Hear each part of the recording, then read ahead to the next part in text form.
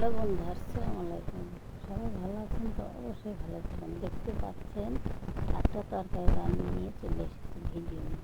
এটা হলো ছোটো ছোটো দেশি মূলা শাকের ডাঁটা থেকে যে মূলা হয় সেটা দিয়ে দেশি ছোটো আলু দিয়ে তরকারি করব।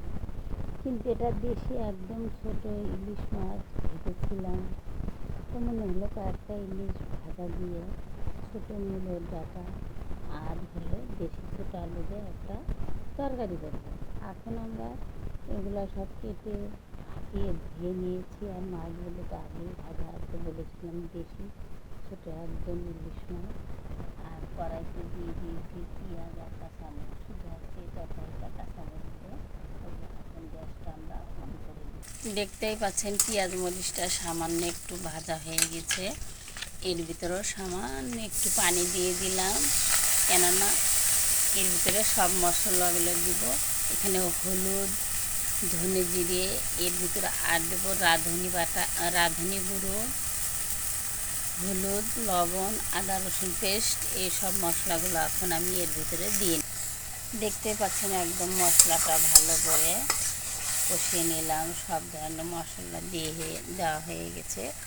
এখন মূলো শাকের ডাঁটা আর আলুটা যে ভাপিয়ে রেখেছি সেটা দিয়ে দিলাম, দিয়ে এভাবে একদম ভালো করে কষিয়ে নেব। এটা চাইলে আপনারা ছোটো মাছ দিয়ে একদম হাতে মেখে রান্না করে খেতে পারবেন।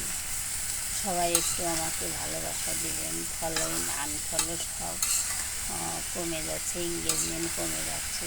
সবাই একটু ভালোবেসে সাপোর্ট করবেন। আমি হয়তো নতুন, তবু আপনারা ভালোবাসা না দিলে ভালোবাসা পাবেন। সবাই অবশ্যই অবশ্যই আমাকে একটু সাপোর্ট করবেন, পাশে থাকবেন। দেখতেই পাচ্ছেন একদম ভালো করে কষিয়ে নিলাম। এখন এর ভিতরে আমরা ঝোলটা দিয়ে মাছটা দিয়ে দেব। দেখতেই পাচ্ছেন ঝোলটা দিয়ে দিয়েছি, মাছ চারটে এভাবে উপর দিয়ে দেব। একদম দেশি পিওর ইলিশ ভাজি দিয়ে এটা একদম একদম ভেজা ভেজা করে নিচে একটু ঝোল রাখবো, রেখে রান্না করব। আমার এই তরকারির কালারটা কেমন হয়েছে বলুন তো? দেখতে খুব সুন্দর, দেখতেই পাচ্ছেন, খেতেও অনেক ভালো লাগবে। কিছুক্ষণের মধ্যে এখন বলক উঠে যাবে। দেখতেই পাচ্ছেন আমাদের তরকারিটা, মূলোর ডাঁটা দিয়ে তরকারি আর দেশি আলু দিয়ে তরকারিটা বলক উঠে গেছে। কত সুন্দর কালার, একদম এর ভিতরে রাঁধুনি দিলে ঘ্রাণটা খুব সুন্দর হয় এবং খেতেও ভালো লাগে। তাই মনে হলো আজকে একটু মাছের ভিতর রাঁধুনি বাটা দিলে তরকারি কালারটা একটু কালো ডিফারেন্স হয়। দেখতে পাচ্ছেন কালারটা একটু চেঞ্জ হয়েছে। এখন কিছুক্ষণ মধ্যে আমার এই মূলোর ডাঁটা দেশি ছোটো আলুটা রান্না হয়ে যাবে। সবাই একটু বেশি বেশি করে সাপোর্ট করুন, একটু ভালোবাসা দিন। আর আমার রান্নাটা কেমন হয়েছে অবশ্যই কমেন্টে জানাবেন। দেখতেই পাচ্ছেন আমাদের এই ছোটো মূলোর ডাঁটা দিয়ে দেশি আলু দিয়ে রান্নাটা হয়ে গেছে। দেখে কেমন হয় অবশ্যই কমেন্টে জানাবেন, একটু সাপোর্ট করবেন, একটু পাশে থাকবেন।